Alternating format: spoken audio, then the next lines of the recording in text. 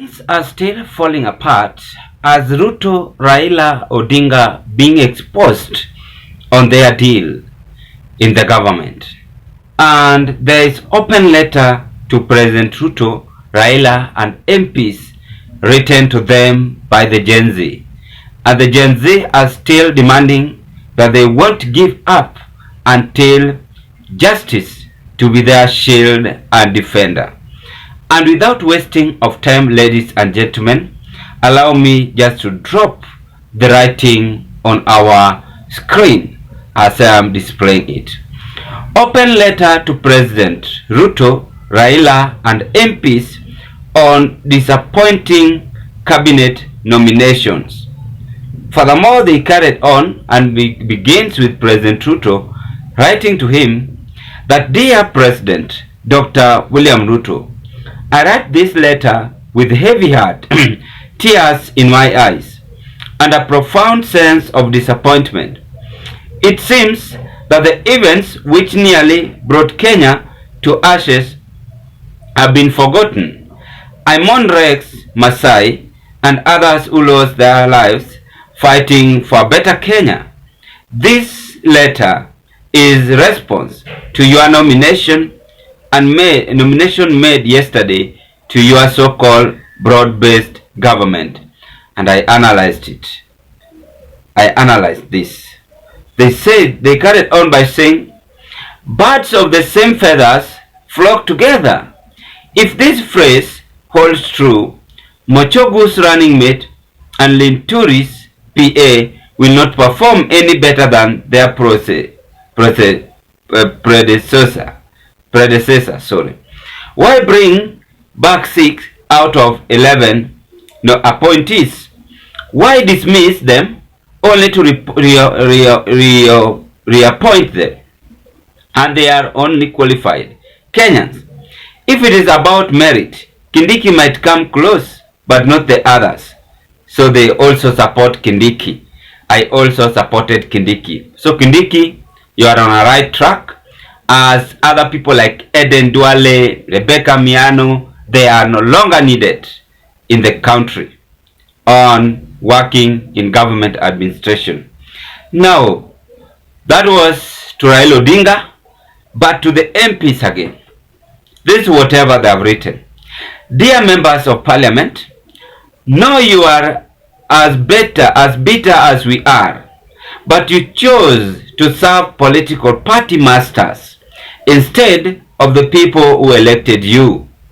You may feel powerless over the appointments, but as usual, your all is stamped their approval. It seems you don't think independently, letting others decided for you, while you chase the highest bidder. I know you are hurriedly assembling your retirement benefits, preparing to live as a shattered republic as you relocate to Western countries, that is like United States of America, with your families after 2027. So there is also leaked details that the MPs immediately after they won't be elected again, they are going to relocate after that, enjoying the benefit which they are going to be given by the current head of state after they had voted yes on the finance bill, which forced President Ruto to withdraw. It is still Zion Kenya TV, ladies and gentlemen, and welcome once again to this broadcast. I want to appreciate you so much, acknowledge you for your great support you are offering to this channel, because if it was not your support, then this channel could have not reached where it is as of now. By the way, the subscription is increasing rapidly, and we've reached almost 2/4 to 4,000 subscribers. I want to appreciate you, and to the new subscribers, welcome all to our YouTube platform.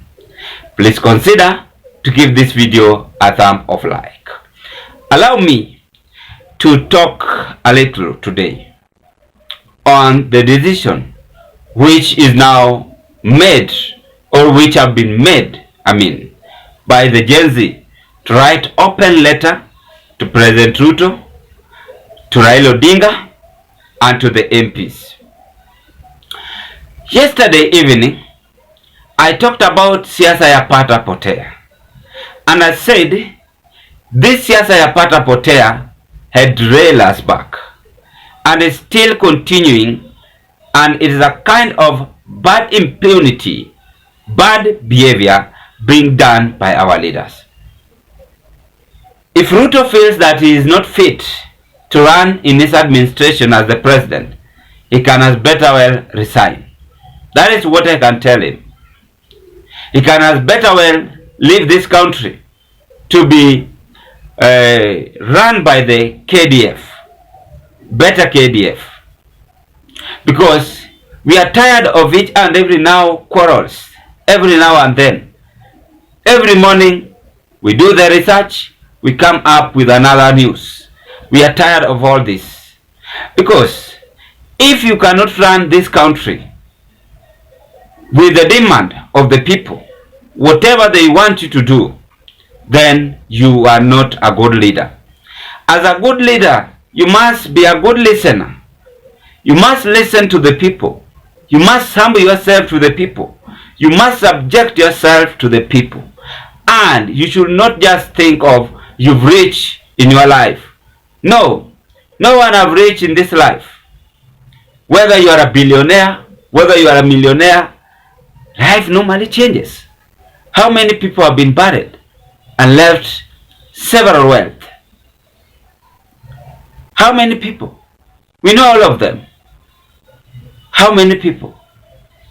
But what is the main concern of their legacy left behind? That is what we must look on. That is what we must check on. So this total embarrassment, as the Gen Zs are raising news alert to both Raila, Ruto, and the MPs, they are all leaders. For you leaders, you are the one who are bringing all this discrimination in the Republic of Kenya, because you don't want to be rectified. You have so much pressure on how you want to be wealth, on how to do this, on how to do what. And that is a mistake you are doing. So you must apologize to these people. You must listen to these people, and you must subject yourself to these people on the demand they want. I like how they are now praising Kithure Kindiki. By the way, if you work to the people in the country, the people will no longer have time for you. They will in fact pray for you. They will in fact listen to you. Sorry. Someone like His Excellency Kithure Kindiki is being recognized at this moment on a good job he did, and the Z are even applauding him because he never fails them, but he speaks in action and he does these things in action. So President Ruto, even Kindiki have defeated you on how you should work in this country, and you've had them even applauding Kithure Kindiki on the cabinet CS you nominated. So I call it upon you, Your Excellency, that why are these people writing for you this opening letter? Avoid these dramas. Focus to the nation. Avoid all whatever the advices you are being given to by the NIS and the rest. Focus to the people. Focus to the Gen Zs. They're the ones who have this huge number of votes in the Republic of Kenya. They have a large number of votes. They can either decide to vote you in or out. So it's upon you to decide. Your relationship with Raila Odinga is creating chaos. Why don't you stop it? Hold it a little bit and focus. Make them to work and have a better position. Opposition. Raila Odinga, you've been respected for a long time, but I'm seeing you leaving political podium so embarrassed because of 1 or 2, 3 things. You know them, and it's upon you to decide the best path to follow. That is what I can give you. And to the MPs, you've disappointed Kenyans. It is now upon your time to go for retirement. If you will not change, then they won't vote you in. This is the best time we say enough is enough. So therefore, what is there for us to do? Just to have a vision and dream for this our country. Gen Z no longer having time to listen for history or stories, but they want action to be done. They don't also want reluctant leaders, but they want leaders who are working tiresomely, working and even helping them on their mainstream, where they want to reach in their vision and dreams to this country. And that is the opening letter indicating all those things I have said.